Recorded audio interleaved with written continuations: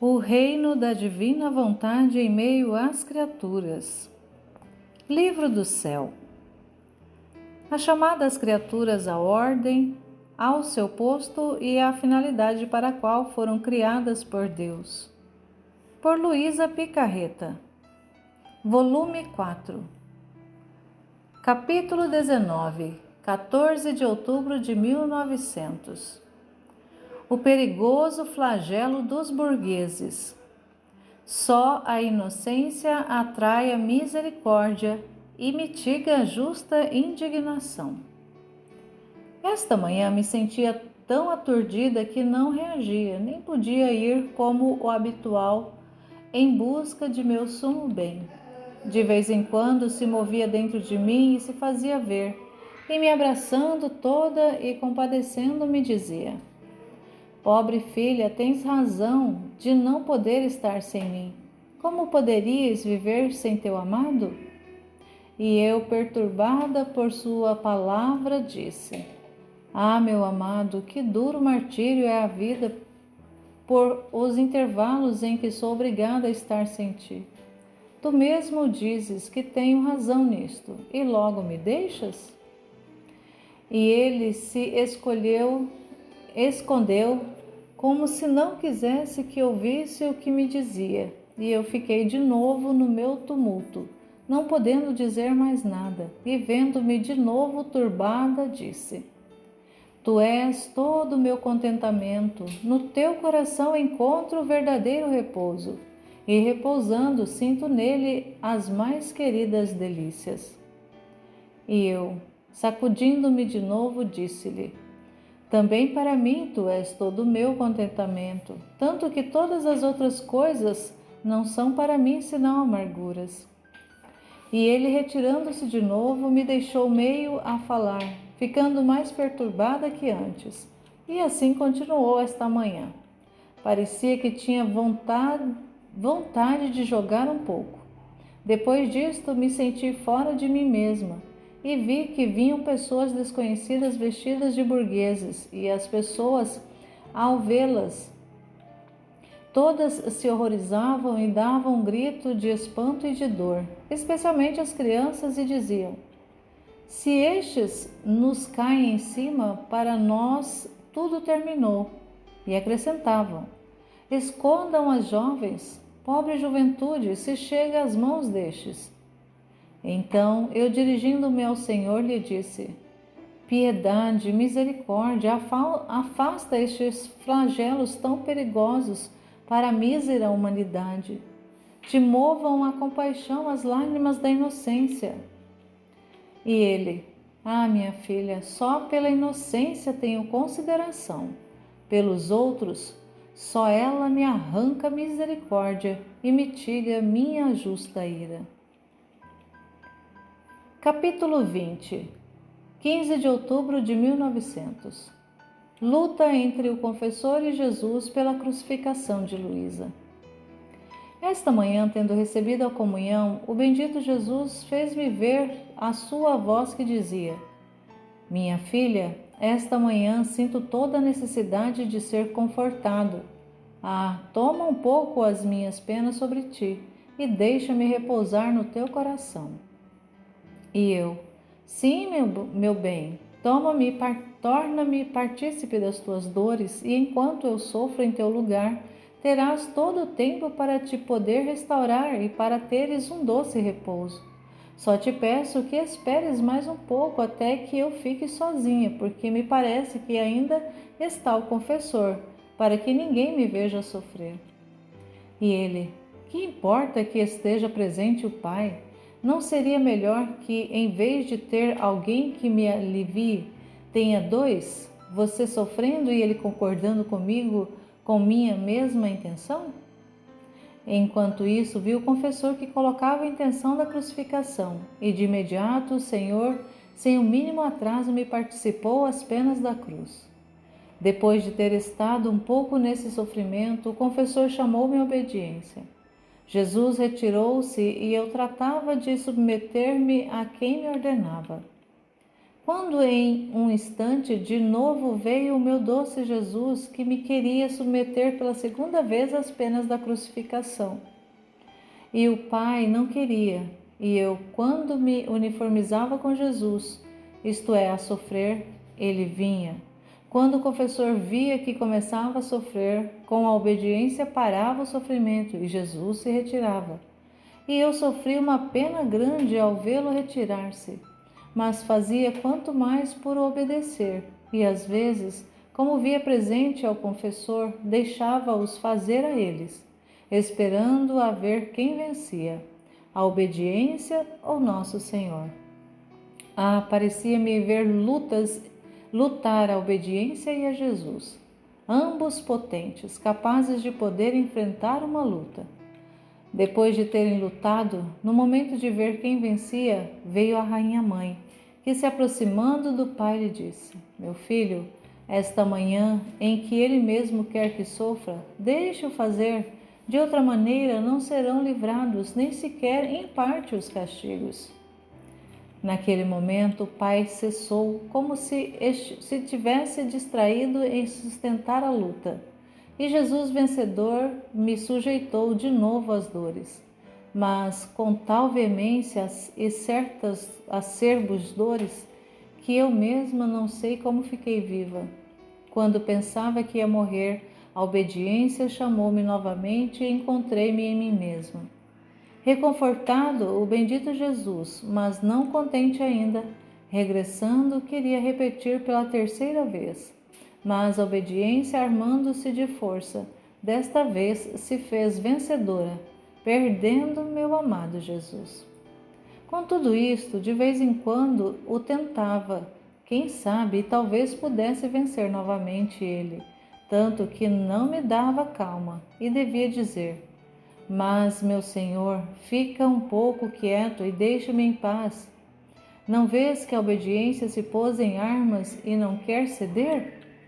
Por isso tenha paciência, e se quiser repetir a terceira vez, prometa-me que me fará morrer. E Jesus: Sim, venha. Eu disse ao Pai, e também nisto a obediência se tornou inexorável, apesar de que o meu doce bem me chamava dizendo: Luísa, vem. Eu lhe dizia que me chamava, mas me respondia com um não determinante. Que obediência é esta que quer fazer em tudo e sobretudo, de senhora, quer se meter em coisas que a ela não lhe pertence, como é o morrer. E além disso, bonita coisa, expõe uma pobre infeliz aos perigos de morte. Faz-se tocar com a mão o porto da felicidade eterna. E então, para mostrar que em tudo sabe fazer de senhora, pela força que possui, a detém e a faz permanecer na mísera prisão do corpo. E se lhe perguntarem por que tudo isso, primeiro não te responde, e depois em sua muda linguagem te diz: Por quê? Porque sou senhora e tenho império sobre tudo. Parece que assim quer estar em paz com esta bendita obediência. Se necessita uma paciência de santo, e não só, mas a mesma de nosso Senhor. De outra maneira, se está em contínuas ficções, porque se trata de que quer tocar os extremos. Então, vendo que não podia vencer em nada, o bendito Jesus se acalmou diante da obediência e me deixou em paz. Me amenizou as penas que sofria e me disse: Minha querida, nas dores que sofreste, quis fazer-te sentir o furor da minha justiça ao derramá-lo um pouco sobre ti. Se você pudesse ver com clareza o ponto até onde os homens a fizeram chegar, e como o furor de minha justiça se armou contra eles, você tremeria dos pés à cabeça e não faria outra coisa que me pedir que chovesse sobre você as penas. Então parecia que me sustentava nos meus sofrimentos e para me animar dizia-me: Eu sinto-me melhor, e tu? E eu: Senhor, quem pode dizer o que sinto? Me parece como se tivesse sido triturada dentro de uma máquina. Sinto tal aniquilamento de forças que, se tu não me infundes vigor, não posso recuperar. E ele: amada minha, é necessário que ao menos de vez em quando sintas com intensidade as penas. Primeiro por ti, porque por quanto bom seja um ferro, se deixa largamente sem pôr no fogo, sempre adquire algo de ferrugem. Segundo por mim, que por longo tempo não me derramava sobre ti. Minha ira se acendia em tal modo que não teria nenhuma consideração, nem livraria ninguém. E se não pusesse sobre ti minhas penas, como poderia manter-te a palavra de perdoar em parte ao mundo dos castigos? Depois disso, o confessor veio a chamar-me à obediência, e assim eu voltei em mim mesma. Capítulo 21, 17 de outubro de 1900. Uma alma sofredora e uma oração humilde fazem perder toda a força a Jesus e o torna tão débil de deixar-se atar por aquela alma. O aspecto da justiça. Ao vir o meu adorável Jesus, pareceu-me vê-lo tão sofredor que dava compaixão. E lançando-se em meus braços, me disse: minha filha, acalma o furor de minha justiça. De outra maneira, enquanto estava nisto, pareceu-me ver a justiça divina armada de espadas, de flechas de fogo, que dava terror e ao mesmo tempo a força com que pode agir. Por isso, toda assustada, disse: como posso acalmar a tua ira se te vejo tão forte que podes, num instante, aniquilar céu e terra? E ele: no entanto, uma alma sofredora e uma oração humildíssima faze-me perder toda a minha força e faze-me tão débil que me deixo atar por essa alma como a ela parece e lhe é apraz. E eu: ah, Senhor, em que aspecto tão feio se faz ver a justiça? E ele acrescentou: não é feia, se tu a vês tão armada. Isto foi provocado pelos homens, mas em si mesma é boa e santa, como os meus outros atributos, porque em mim não pode haver sequer a sombra do mal. É verdade que seu aspecto parece áspero, pungente, amargo, mas os frutos são doces e saborosos. Dito isto, desapareceu. Capítulo 22, 20 de outubro de 1900. A justiça quer a satisfação do que é injusto. Assim o amor quer o alívio de amar e de ser amado. Esta manhã, ao vir, meu amado Jesus me fazia ver seus atributos e me disse: minha filha, todos os meus atributos estão em contínua atitude para com os homens e todos exigem o seu tributo. Depois acrescentou: assim como a justiça quer a satisfação do que é injusto, assim meu amor quer desabafo de amar e de ser amado. Tu põe-te na justiça e reza, repara, e quando receberes algum golpe, tenha a paciência de suportá-lo. Depois passa ao meu amor e a dar-me o desafogo do amor. De uma outra maneira ficaria desiludido do amor. Desta vez sinto toda a necessidade de desabafar o meu amor reprimido, e se me fosse dado fazê-lo, definharia e desmaiaria. Enquanto dizia isto, começou a me beijar, a me acariciar e me fazer tantas que não tenho palavras para saber manifestá-las. E queria que eu lhe correspondesse dizendo-me: assim como eu sinto a necessidade de desabafar contigo em amor, assim tu tens necessidade de desabafar em amor comigo, não é verdade? Então, depois de nos termos descarregado mutuamente no amor, desapareceu. Capítulo 23, 22 de outubro de 1900. Dúvidas de Luísa sobre as coisas que lhe acontecem. Ela quer saber se são de Deus ou do demônio.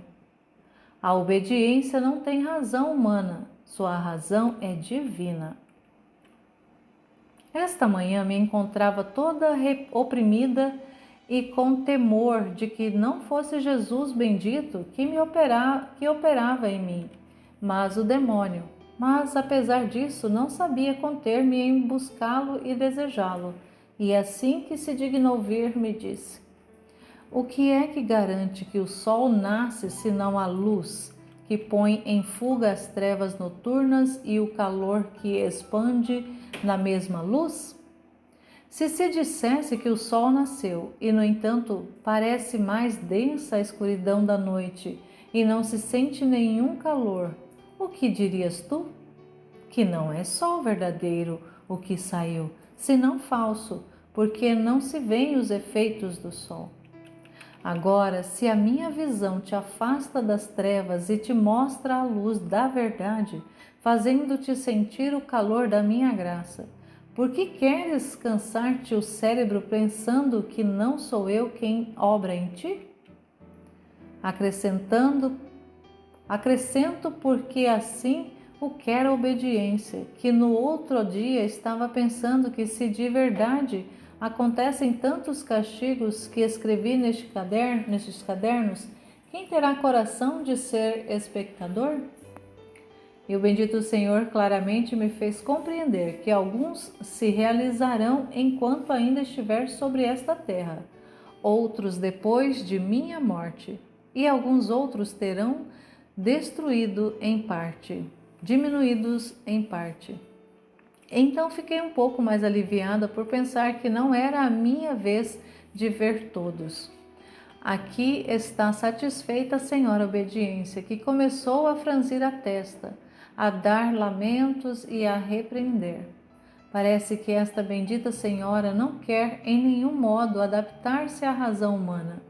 Não quer ocupar-se de nenhuma circunstância, mas parece que não tem razão e na verdade é um martírio ter que ver com alguém que não tem razão, porque para poder estar um pouco bem é necessário perder a própria razão, porque a senhorita vai se gabando.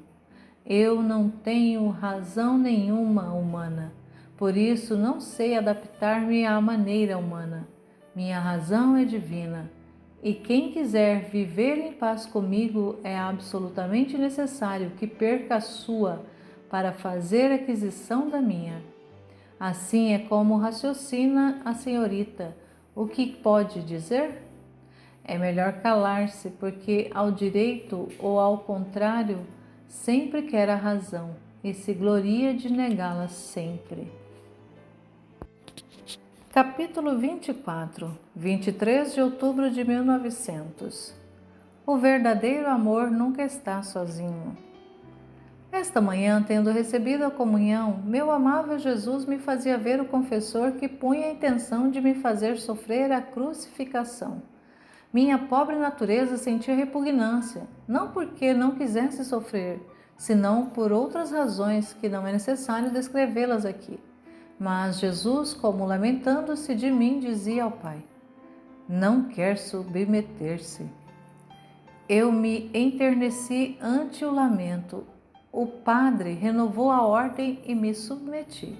Depois de ter sofrido um pouco, como via o Pai presente, o Senhor disse: amada minha, eis o símbolo da Trindade Santíssima. Eu, o Pai e tu, meu amor desde ab eterno. Jamais esteve sozinho, senão sempre unida em perfeita e recíproca união com as divinas pessoas, porque o verdadeiro amor jamais está sozinho, senão que produz outros amores e goza o ser amado pelos amores que ele mesmo produziu. E se está só, ou não é da natureza do amor divino, ou bem está só aparentemente. Se soubesses quanto me agrado e me agrada poder continuar nas criaturas aquele amor que desde ab eterno reinava e reina ainda agora na Santíssima Trindade. Eis porque digo que quero o consentimento da intenção do confessor unido comigo, para poder continuar mais perfeitamente este amor que simboliza a Trindade Sacrossanta.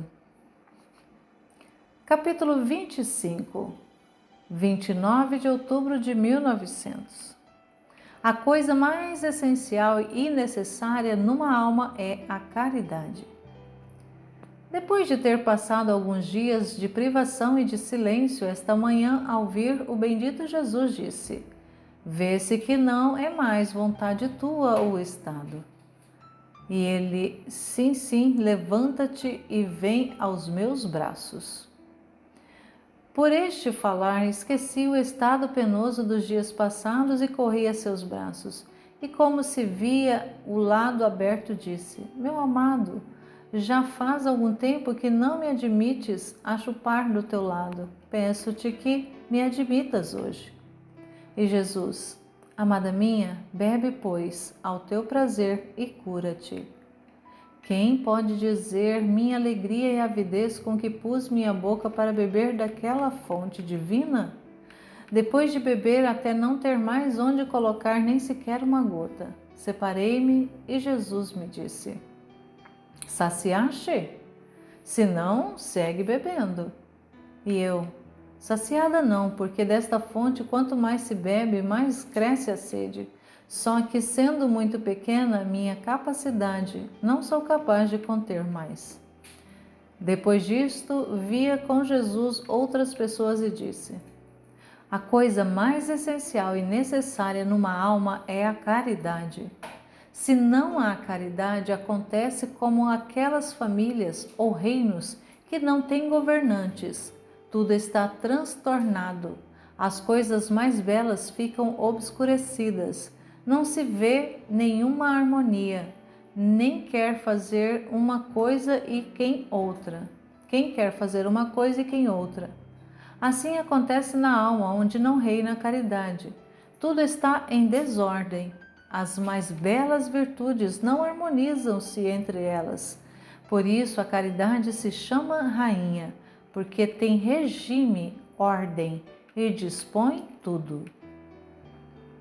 Capítulo 26, 31 de outubro de 1900. A medicina mais saudável e eficaz nos momentos mais tristes da vida é a resignação. Encontrando-me no meu estado habitual, senti-me fora de mim mesma e encontrei a Rainha Mãe.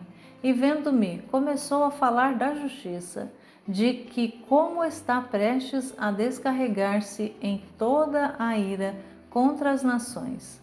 Disse muitas coisas sobre isto, mas não tenho palavras para o expressar. E enquanto estava aí, via todo o céu cheio de pontas de espadas contra o mundo. Em seguida acrescentou: minha filha, tu muitas vezes desarmastes a justiça divina e te contentastes em receber sobre ti seus golpes. Agora que a vez no cúmulo do furor, não te desanimes, senão sê animosa, com ânimo cheio de santa fortaleza, entra nessa justiça e dá-lhe. Não tenhas temor de as espadas, do fogo e de tudo o que possas encontrar, para obter este propósito. Se te vires ferida, golpeada, queimada, rejeitada, não retrocedas, senão que seja de estímulo para prosseguir. Olha, para fazer isto vim eu em tua ajuda, trazendo-te uma vestidura, com a qual, usando-a, tua alma adquirirás valor e fortaleza para não temer nada. Dito isto, tirou seu manto numa veste entrelaçada de ouro, jaspeada de várias cores, e vestiu a minha alma, e deu-me a seu filho, dizendo: e eis que, como penhor de meu amor, te dou em custódia o meu amadíssimo filho, para que o guardes, o ames e o contentes em tudo. Procure fazer as minhas vezes, para que, encontrando em ti toda a sua alegria, o desgosto que lhe dão os demais, não lhe possa causar tanta pena. Quem pode dizer como fiquei feliz e fortificada ao ser vestida por essa vestidura e com a amorosa prenda entre meus braços? Felicidade maior certamente não poderia desejar. Então a rainha mãe desapareceu e eu fiquei com meu doce Jesus. Tendo girado um pouco pela terra e entre tantos encontros, nos encontramos com uma alma em poder do desespero. Tendo compaixão dela, nos aproximamos. E Jesus quis que eu lhe falasse para lhe fazer compreender o mal que fazia. E como uma luz que o próprio Jesus me infundia, lhe disse: a medicina mais proveitosa e eficaz nas circunstâncias mais tristes da vida é a resignação. Ao ficares desesperado, em vez de tomares o remédio, estás a tomar o veneno para matar a tua alma. Não sabes tu que o remédio mais oportuno para todos os males, a coisa principal que nos faz nobres, nos diviniza e nos assemelha a nosso Senhor, e tem virtude de converter em doçura as mesmas amarguras, é a resignação? Que coisa foi a vida de Jesus sobre a terra, se não continuar a querer o querer do Pai? E enquanto estava na terra, estava unido com o Pai do céu? Assim, a alma resignada, enquanto vive na terra, a alma e a sua vontade está unida com Deus no céu. Pode-se dar coisa mais querida e desejável que esta? Aquela alma, como sacudida, começou a se acalmar, e eu, junto com Jesus, nos retiramos. Seja tudo para a glória de Deus e para sempre bendito. Capítulo 27, 2 de novembro de 1900. Quem habita em Jesus nada no oceano de todos os contentamentos. Esta manhã me sentia toda oprimida e aflita, com a adição que o bendito Jesus não se fazia ver. Depois de muito esperar, saiu de dentro do meu interior e, abrindo-me seu coração, me punha dentro, dizendo: fica dentro de mim, só aqui encontrarás a verdadeira paz e estável contente, porque dentro de mim não penetra nada do que não pertence à paz e felicidade. E quem habita em mim não faz outra coisa que nadar no oceano de todos os contentamentos. Enquanto ao sair de mim, ainda que a alma não se desse ao trabalho de nada, só de ver as ofensas que me fazem e o modo como me desgostam, já vem a participar nas aflições e fica perturbada por isso. Por isso, tu, de vez em quando, esquece de tudo, entra dentro de mim e vem a saborear minha paz e felicidade. Depois sai fora e faz-me o ofício de reparadora minha. Dito isto, desapareceu.